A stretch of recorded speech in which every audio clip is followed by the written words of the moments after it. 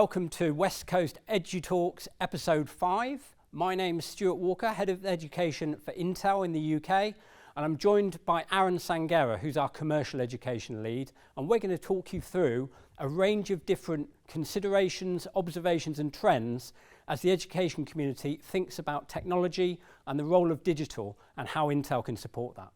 So Aaron, I think this material talks through Intel's engagement with the education community internationally and in the UK. So I think we can see from this content is that Intel engages both in aspects of relating to the technology, and you can see a number of examples of technology introductions and transitions over the timeline of the content, but also we have significant engagement in skills and professional development. And you can see, for example, Intel Teach as a program that provided training support to somewhere north of 10 million teachers globally during its lifetime. And really exciting that we have two new skills programs that we're focusing on at the moment, AI for Youth and Skills for Innovation. And we hope that these free to access skills resources will really help teachers, students, schools and colleges in really supporting teaching and learning in some critical subject areas. So AI, of course, but also Skills for Innovation, covering a range of different subject areas that help integrate technology with existing areas of curriculum, but also helping support some new areas of curriculum in and around fourth industrial revolution based skill sets. Right. And so those are really important. Yeah, and on the most recent programs that we have, so AI for Youth and Skills for Innovation, have you received any initial feedback from students, teachers? Really positive so far, but it's early. And one of the things that's really important with skills programs, of course, Intel, we've developed the programs and we're really confident with them, but we aren't teachers. Yep. And one of the things that we think is really important with both programs is making sure that we're socializing them and engaging them with teachers and members of staff and students in the UK to really get an understanding of where and how they might add value and feedback as to where and how they might help further. So yeah, feedback mechanism is really important as we learn from how the programs can help with the UK. Yeah. But you know, early signs have been really promising in that regard. So it's been fantastic progress, but that we're looking to build on. And I know you're going to go through in more depth exactly what content is included within AI for Youth Skills for Innovation, but would you say it's easily accessible for teachers, leaders to get hold of this material and go and implement? That's the plan, certainly, but I think we want to make sure that we're understanding where and how this might fit into areas of whether it be existing curriculum, extracurricular activity, or staff and professional development areas. So we've got to listen carefully to understand where and how this program fits in. Yeah, Stu, as you know, I'm relatively new to the education sector as a whole, but this clearly highlights the rate of technology adoption within the industry, highlighting 4 real key areas or trends which we've identified and ultimately shape our Intel strategy. So I think number 1 is clearly the acceleration of the digital economy, which we've seen over the past 2 years. It's accelerated, it's brought digital transformation forward by nearly 7 years. So it's been quite astonishing to join at a time where we see a rapid digital transformation taking place. Some other trends which are really key to us, I think, is the obvious one: remote and hybrid working and learning, which we're seeing across the board in the UK.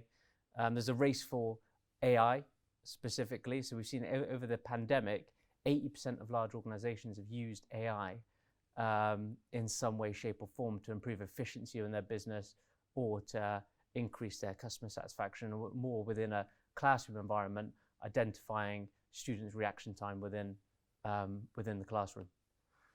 So as we start to think about the range of dynamics in terms of industry trends, in terms of workplace trends, how do students and staff consider workplace readiness?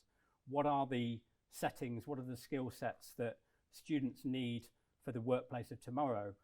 One set of data points here that you can talk to, but I think fundamentally the message here is an increasing role of digital and technological skills that students need to be considering, aware of, conversant in, as they're considering workplace readiness moving forward. So I think one of the things that we think is really, really important as institutions are thinking through and planning digital strategy, of course, is how does that help in a classroom or in a setting today, not just in terms of results and impact for qualifications and existing pathways of study, but actually also for forward-looking workplace readiness and how those students are prepared for the workplace and jobs of tomorrow. And I guess, Stu, just to mention on the programs, Skills for Innovation specifically, that encourages obviously kind of this clear transition we see as we're going through to 2030, the skills change. Would you say that the content is fairly consistent with the data we're seeing here? Well, I think looking at understanding how digital has impact, whether it be impact in the way that teaching and learning is delivered today and today's subject areas, but also workplace readiness and considering the skills needed for the jobs of tomorrow.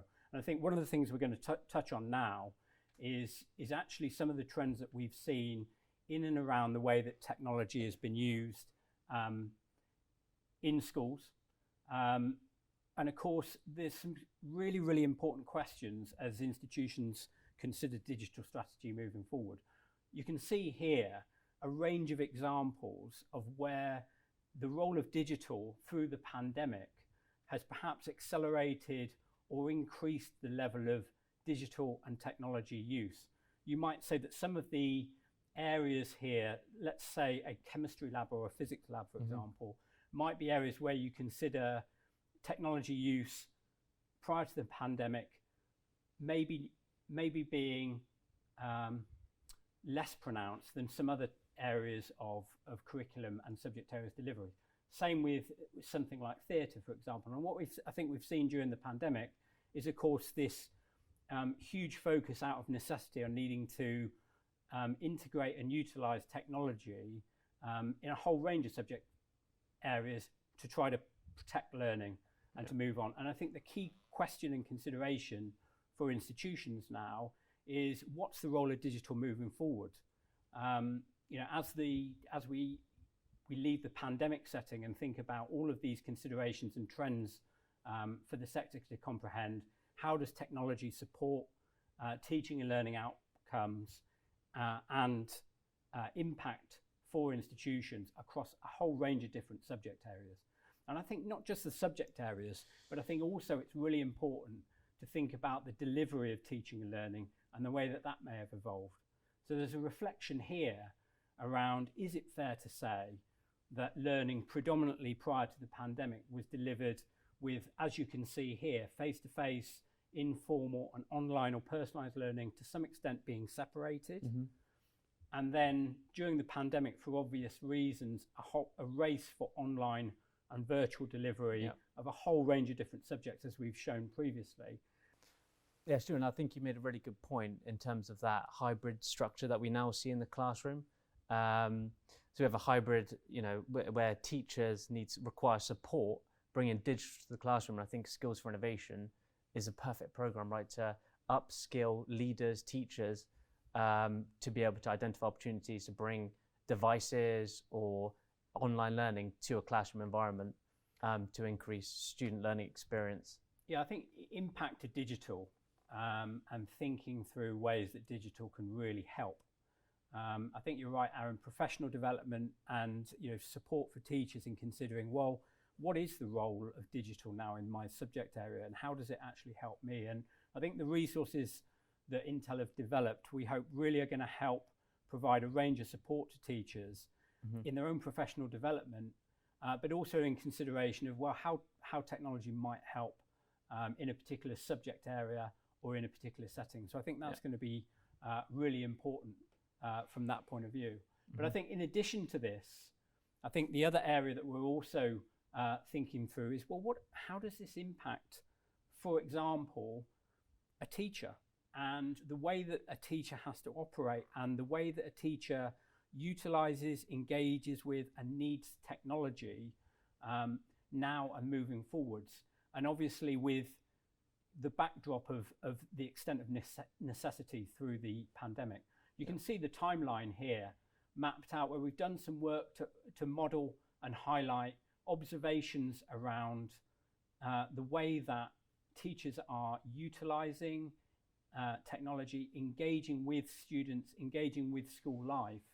And the fact that you can look at this slide now and think about some of these examples and think how much of this has changed over the last 2 years, and critically, what does this mean moving forwards in terms of, some of these aspects will be retained, utilized, considered and implemented within forward-looking digital strategy. And that's one thing that I think is really, really important, that we help the education community consider the ways that technology can help support teachers in so many different challenging settings, and the needs of technology evolving with the extent of that change. So yeah, great point, Stu. And this advocacy slide really highlights educational activities and maps it against our Intel brand almost. So looking at the student usages that could potentially be utilised in a classroom, we're looking at entry-level usage models, so digital content access, web apps, video conferencing. We would advocate lower down the stack, so from Celeron, Pentium i3. Where we start to see increased workloads, such as content creation, AI, machine learning, and esports, that's really where we start to see our core brand coming in, so i5 upwards, with the option to add a vPro device, which you're clearly going to get some level of performance gain. So I think, is it fair to say, Aaron, that it's really important that the advocacy here starts to connect and think through usage, and understanding what usage might look like now and moving forwards, and then starting to connect technology choice that supports that usage now and in the future? Is that a fair summary? Absolutely vital, yeah. Where we see an adoption of hybrid or blended learning in the classroom, as you mentioned before, we need leaders, teachers to begin thinking about the types of devices that they want in a classroom environment, which is going to clearly involve a level of medium to long-term planning.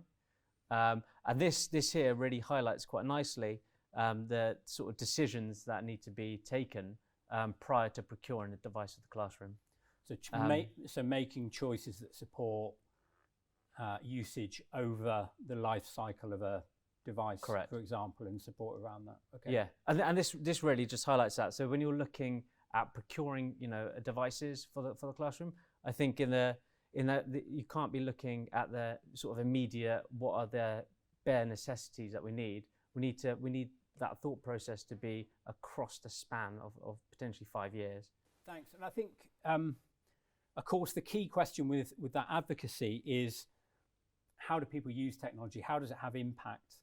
And how can technology support the outcomes ultimately for the staff and the students and the institution? And we mentioned it at the start, but I think it's really important to call out a range of different materials that Intel produces to try to help think about how do we make use of technology and how does it support and play a role. And there's a considerable range of professional development and teaching and learning materials within our Skills for Innovation package. And we hope that those resources and materials really deliver exactly that. And you can see the website link there, which contains a whole range of support around some of the areas that you've just talked about, Aaron, around technology choice and advocacy, but also the skills, the professional development, and the use of those technologies in classroom settings. Yeah, and as Stu just asked a question on this on SFI, you describe it as a reservoir of content within this program.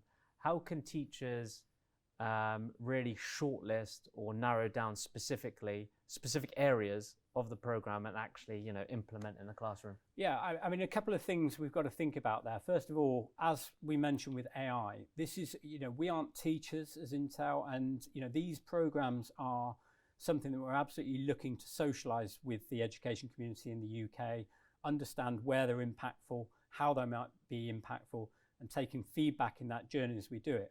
What we have done within the Skills for Innovation material is start to work with the community on curriculum mapping to understand where and how some of the resources fit with existing curriculum, so they might be useful there. But I think we've also got to look really, really carefully at how they might help support further professional development. Really learn from feedback, I think, in that. But I think, you know, the portal and the access to the resources we hope will be really, really important in helping inform that journey. And we're really, really looking forward to continuing some of our piloting work with the community, listening to the feedback and understanding where and how these resources might help.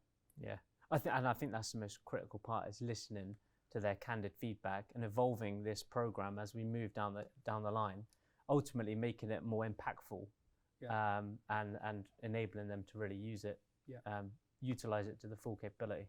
Aaron, can you say a little bit about, you know, we're talking quite a lot here about teachers teaching, professional development, but what about the IT managers and the institutions as they start to think through the support that Intel has available for some of the technology considerations and implementing them into estates? Can you say a little bit about how Intel works with that community? Yeah, absolutely. And you know, we look to engage with the sector, with the IT departments at schools, colleges, universities, and this gives you a bit of a breakdown as to, you know, how we interact and what we specifically engage on. So we're always looking to support in that digital transformation journey they're on and build a strategy alongside them, looking specifically at ways they can collaborate, and we can support their hybrid learning. And really that's through our remote device management. So that's specifically looking at our vPro platform, and ways that we can support institutions manage their estates, their IT estates, more effectively.